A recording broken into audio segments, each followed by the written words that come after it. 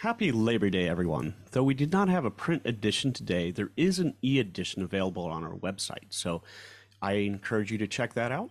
We will be resuming our regular print schedule tomorrow. So jumping right into the news recap, that is. Jesse Duarte kicks us off with a piece about license plate readers.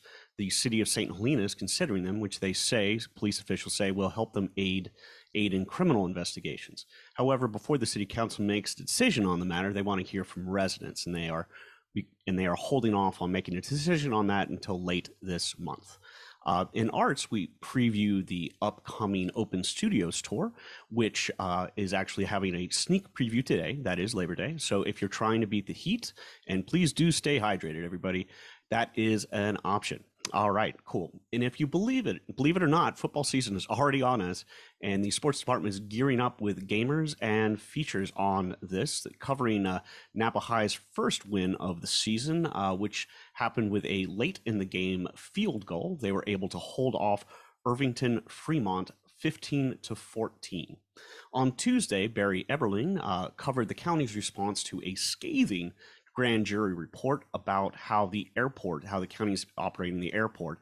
The board of supervisors, on a 3-2 vote, said they do in fact have a vision and have not been overusing the closed session feature, or the ability for them to go talk about things outside of the public viewpoint. However, a 3-2 vote means that at least 2 of the supervisors felt that the county has not done, and they themselves have not done the greatest job in terms of airport operations. So we're going to keep an eye on how this keeps going.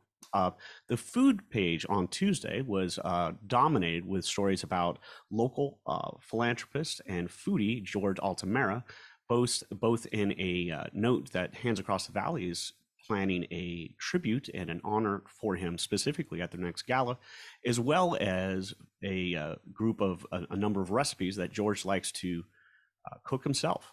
George actually called me later than last week and asked for a bunch of copies so he could give them to his grandchildren. So congratulations, George.